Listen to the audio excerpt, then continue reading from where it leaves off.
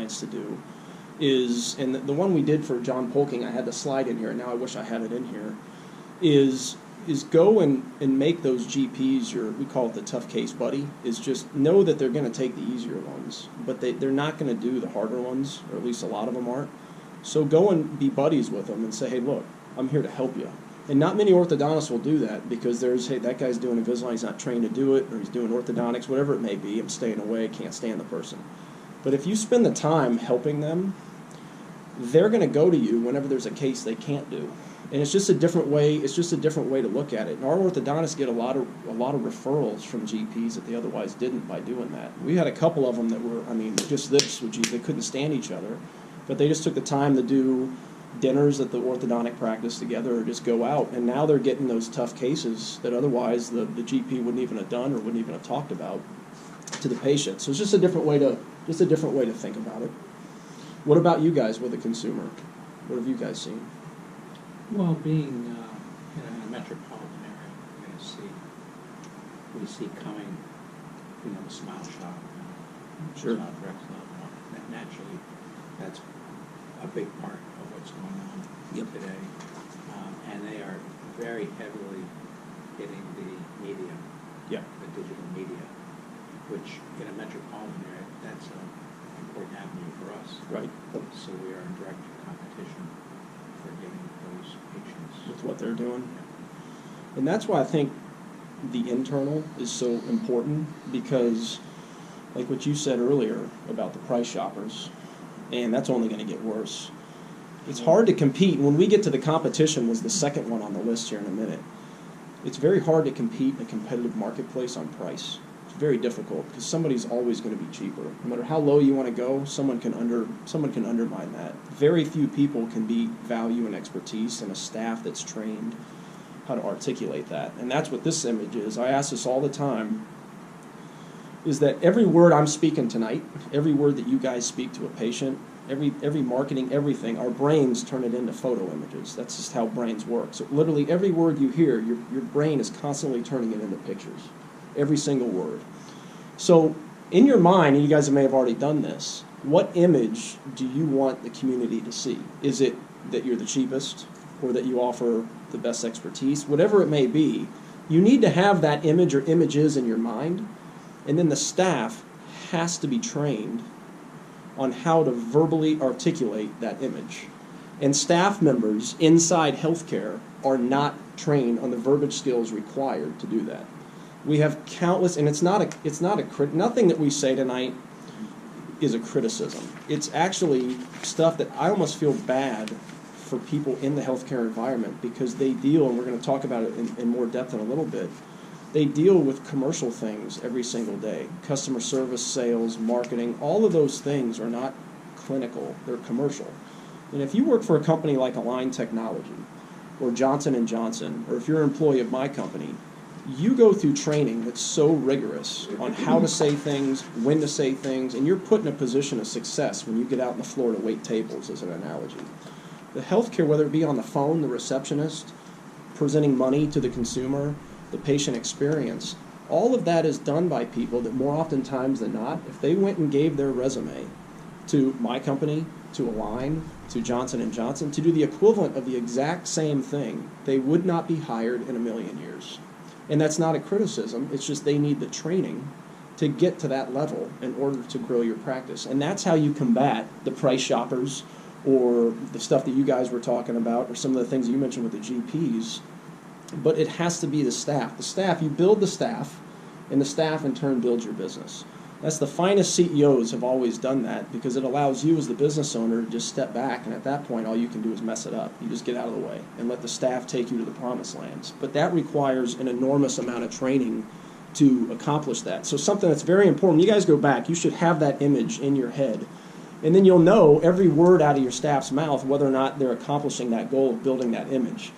Scott Cook talks about, it doesn't matter if I think new patient group is the best thing ever, it doesn't matter. All that matters, or if I think I'm smart, doesn't matter. I would never say that anyway, but it doesn't matter. All that matters is that when you guys leave this room, whatever you guys go and say, that's all that matters. You guys are consumers. Everyone in this room is a consumer. So if the staff, or if I can't articulate our expertise to you, then that's my fault, because you guys are going to go and tell other people that we're a bunch of jokesters and don't use us. And that's all that matters, is what the consumers are saying about you. So if you have a staff that can't articulate that image, then the consumer's going around and you're just the same as everybody else. You can overcome the price shoppers, but you can only overcome it if the staff has the value verbiage to get them to become, now the consumer's going, price is secondary. Value is now the first thing on my mind. But the staff has to be incredible at it in order to do it. Because the thing is, I think everybody would agree with this. So a business to consumer operation is just any business offering goods or services that consumers can choose to purchase. So therefore, your orthodontic practice or practices, your organization, is a B2C business. A lot of healthcare professionals, and I have all the respect for the clinical abilities that all of you have. I don't have that. I wouldn't know what the heck I'm doing. But the facts are, you're still, and this is how the consumers view it, and it's difficult for healthcare professionals to understand it, I think, sometimes. Consumers view you as a retail business. There's so many options now that they can choose from, and they don't know what you know, and they don't value what you value. The fact that GPs can move teeth to a consumer, it's no different than you guys doing it. Majority of them. They don't know. To all of us in the room, we think it's ridiculous that they would go there instead of you guys. But the consumer doesn't know. So they're thinking, and that's a huge problem that orthodontists have, because unless you're a consumer expert, and I think that you guys would agree with this, if you're a business to consumer organization, that means in turn that you have to be an expert in consumerism. You have to. Because if you don't, we're going to talk about in a few other slides, you're now competing not only against the GP or the marketing you were talking about, you're competing against any business to consumer organization that consumers see value in and can choose to spend their money there instead of you. Because the Best Buys, the Mercedes dealerships, I could list 1,000 examples, they are consumer experts. They know what they're doing. Every word out of their mouth is done for a purpose. And somebody may go and buy $8,000 on their new Mercedes. They may go get $8,000 worth of wheels instead of coming in and moving their teeth, because that's what they see value in. And they're being attracted via the marketing Mercedes is doing, using Mercedes as an example, obviously. They're being attracted. So you have to become a consumer expert. And I think when we talk about today's consumer, just to define it, I think a lot of people immediately go millennials. What do you guys see as today's consumer? Millennials, anybody else? All kind, right? Yeah, at least in my practice. And that's what it is. It's all of these people. Today's consumer are parent. Heck, my mom, Sure. almost 70 years old. She's on Facebook all day long. She buys stuff online. It's everybody. And I think when people hear today's consumer, the vast majority of people think teenagers, millennials, younger people. But it's everybody. Even grandparents. My wife's mom is she's a grandparent, so is my mom. So grandparents, they're shopping online. It's everybody. They've changed the way they buy. In the exact same way they buy wheels for their car, the thought process, and we're about to get into it.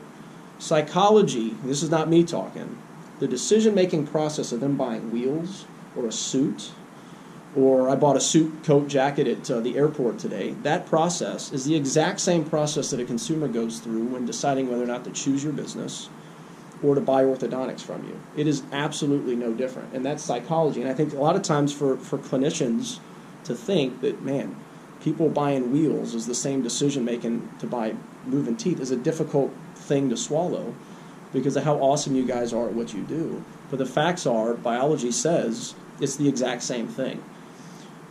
Let me go through here a little bit. We're talking about that. Quick tip for you. And I skipped around just a little bit on purpose because we're falling a little bit behind. I want to make sure we get through everything. One of the things that we've implemented in our practices is virtual consults. And the reason why I'm bringing this up is because of this slide right here. Consumers want instant satisfaction. So, and our clients will swear by what I'm about to say. So obviously your goal, is there anybody that has anything set up in their practice to where if I come in as a new patient today, can I buy from you today? Do you have it set up to where I have to come back a second time? It's all first day buy, right? Okay, good. So for whatever reason, if you guys come across a situation, you have a situation where they can't start day one, they may have a condition in the mouth that you've got to follow up with them later, right? do it virtually if you can. Just go-to meeting to where they don't have to come back in. And our clients are closing so many more of those people because in reality, they don't need to come back in. You've scanned them, you got their photos, x-rays, all that good stuff. You've already presented money to them probably. And if you've done all that, you don't need to bring them back in. That's the way it's always been done, but there's really no need for it. Even if you haven't presented money, you can still present money over the go-to meeting. And it saves you guys time, saves you chair time, scheduling time, all that stuff. And you're likely to close them because now they don't have to drive back. And it's not that they don't like you, but consumers just want things just like that. So if you give it to them, they're going to spread the word that, hey, look, I went to Dr. So-and-so's practice, and they did this go-to meeting, virtual meeting. It was awesome. It's a talking point. So they're going to tell other people about it as well. And that's the beauty thing about today's consumer. You can use the mindset of today's consumer. I don't want to say against them. That sounds like a trick or a ploy. But in reality, that's kind of what you're doing. If you understand the consumer, you can start implementing things into your practice that gets them to choose you over the competition that I can promise you will not be implementing these things. A little bit about consumer psychology. Everything we do inside of practice is based on science. So you might not agree with it. Some of the things we do are a little bit unorthodox, but it's all based on what science has said, what gets a human being to choose you over the competition. How do you get them to say yes to you as opposed to somebody else? What science says about the consumer sales cycle, it's a 3-step process. It's more in-depth and complicated than this, but just for explanation purposes, I think you'll get the point.